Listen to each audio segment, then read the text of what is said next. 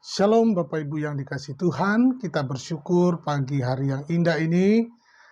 Di awal bulan September ini kita boleh bangun pagi, semua karena anugerah Tuhan. Kita masih diberi kesempatan hidup untuk memuliakan Tuhan. Mari sebelum kita beraktivitas, kita akan membaca dan merenungkan firman Tuhan. Mari kita berdoa. Terima kasih Bapa Surgawi buat hari yang indah. Kami sungguh bersyukur atas kesempatan hidup yang Kau berikan buat kami, supaya hidup kami ini berarti dan berdampak. Biarlah kami boleh beraktivitas dengan memulai membaca dan merenungkan firman-Mu.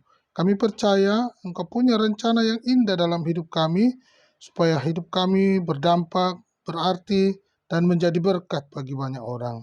Terima kasih Tuhan Yesus, kami percaya melalui kesederhanaan ini, nama Tuhan dipermuliakan, memberitakan kabar baik bagi banyak orang. Di dalam nama Tuhan Yesus Kristus kami naikkan permohonan ini. Haleluya, amin. Bapak Ibu yang dikasihi Tuhan, kita akan membaca di dalam Ibrani pasal 1 mulai. Setelah pada zaman dahulu, Allah berulang kali dan dalam pelbagai cara kepada nenek moyang kita dengan perantaraan nabi-nabi. Maka pada zaman akhir ini, Ia telah berbicara kepada kita dengan perantaraan anaknya yang telah Ia tetapkan sebagai yang berhak menerima segala yang ada.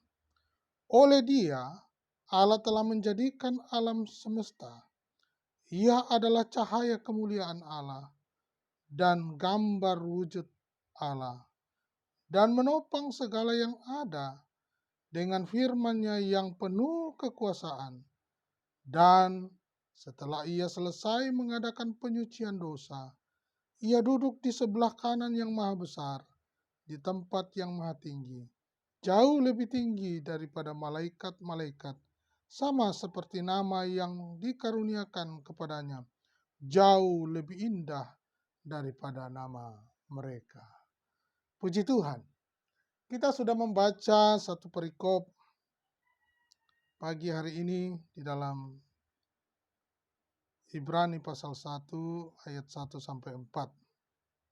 Bapak Ibu yang dikasihi Tuhan, dalam perikop ini menjelaskan kepada kita bahwa upah dosa adalah maut. Akibat perbuatan dosa manusia dan putusnya hubungan Allah dan manusia, ya, yang terjadi diawali di Taman Eden itu, bagaimana manusia jatuh dalam dosa sehingga hubungan manusia dengan Allah terputus.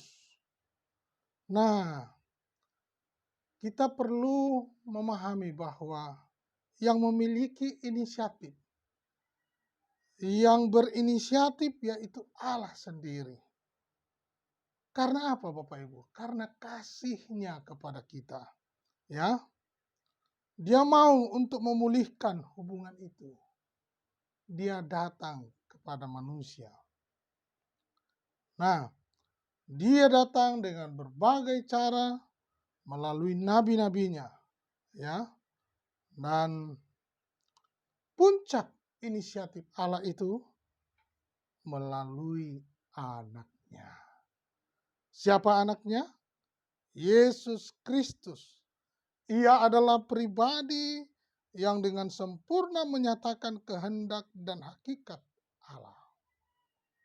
Tidak ada yang lain yang lebih tinggi, yang lebih berkuasa dan mulia daripada Kristus. Wow, luar biasa Bapak Ibu ya. Bersyukurlah kita yang ada di dalam Kristus. Saya ulangi, dikatakan bahwa Dialah Yesus Kristus itu. Ia adalah pribadi yang dengan sempurna menyatakan kehendak dan hakikat Allah. Tidak ada yang lain yang lebih tinggi, yang lebih berkuasa dan mulia daripada Kristus. Amin. Nah, coba kita perhatikan ayatnya yang berikutnya, dikatakan ada beberapa keutamaan Yesus. Ya, coba kita perhatikan. Kristus adalah perantara Allah dengan manusia yang jauh lebih tinggi daripada malaikat-malaikat dan namanya pun jauh lebih indah daripada nama mereka. Pertanyaannya, mengapa demikian? Ya, yang pertama, ia adalah yang berhak menerima segala yang ada. Yesus Kristus. Ya, kenapa dia lebih tinggi? Nah, ini tadi ayat 1 menjelaskan, ia adalah yang berhak menerima segala yang ada.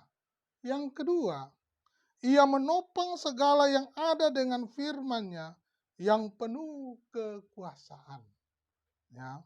Dan yang ketiga, ia adalah penebus dosa. Luar biasa. Yesus Kristus adalah penebus dosa. Ia adalah penebus dosa. Ia duduk, kemudian yang keempat, ia duduk di sebelah kanan Allah. Malaikat tidak punya hak dan keutamaan seperti dia. Pengenalan kita akan Yesus Kristus sungguh menentukan, Bapak Ibu. Pengenalan kita akan Yesus Kristus sungguh menentukan dan memahami tentang karya keselamatan ini. Ya. Sudahkah Bapak Ibu meyakini keutamaan Kristus?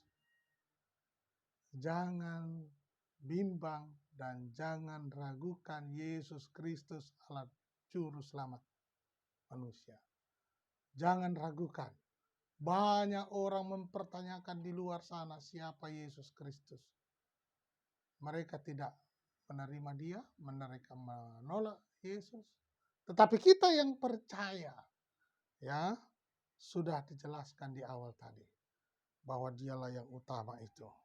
Nah, bagaimana dengan Bapak, Ibu, Saudara, dan saya? Apakah sudah menerima Yesus Kristus sebagai yang utama? Ya, biarlah pagi hari yang indah ini kita mau terus membaca dan merenungkan firman-Nya dan kita menjadikan berkat bagi banyak orang. Kita percaya kita manusia yang terbatas, kita manusia yang lemah, kita manusia yang tidak berdaya. Oleh karena itu kita butuh kuasa daripada Tuhan, kita butuh kekuatan daripada Tuhan untuk kita mau menjadi pelaksana, mau melaksanakan apa yang menjadi kehendak-Nya. Biarlah pagi hari yang indah ini kita terus membaca dan merenungkan firman-Nya. Sehingga pemberitaan kabar baik, berita Injil terus diberitakan. Tuhan Yesus memberkati.